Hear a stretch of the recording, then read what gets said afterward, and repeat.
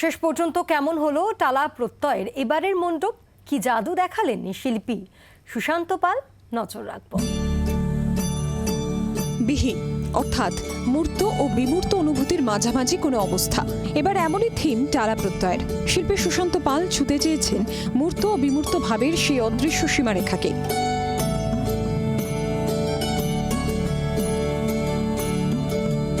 টালা প্রত্যয়ের মণ্ডপের এবারের আবহ দর্শক মনে ছাপ ফেলে ভিন্ন ভিন্ন তরঙ্গ তুলবে বলেই আশা পুজো উদ্যোক্তাদের।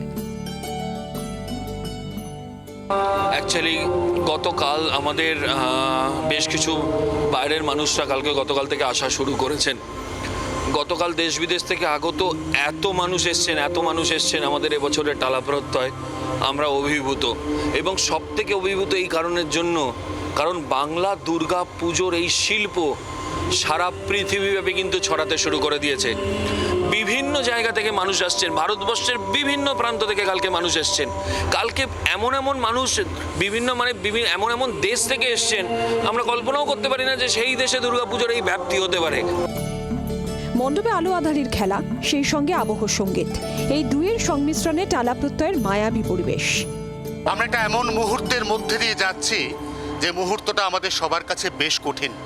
সেই মুহূর্তের মধ্যে মূর্ত রূপ রয়েছে, বিমূর্ত রূপ রয়েছে, রিয়ালিস্টিক চেহারা রয়েছে, অ্যাবস্ট্রাক্ট চেহারা রয়েছে। আর এই দুই চেহারার এক অনুপম মেলবন্ধন রয়েছে ৯৯তম বর্ষে টালা প্রত্যয়ের পুজোয়।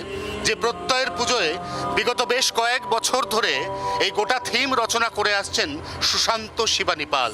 তার এবারের নিবেদন বিহীন, এক এমন জগৎ যে জগতের মধ্যে প্রবেশ করলে আস্তে আস্তে কোথাও না কোথাও খুব দ্রুত পৌঁছে যাওয়া যায় সেই সর্বশক্তিমান ঈশ্বরের কাছে। জি ২৪ ঘন্টার জন্য ক্যামেরায় তরুণের সঙ্গে অয়ন, কলকাতা।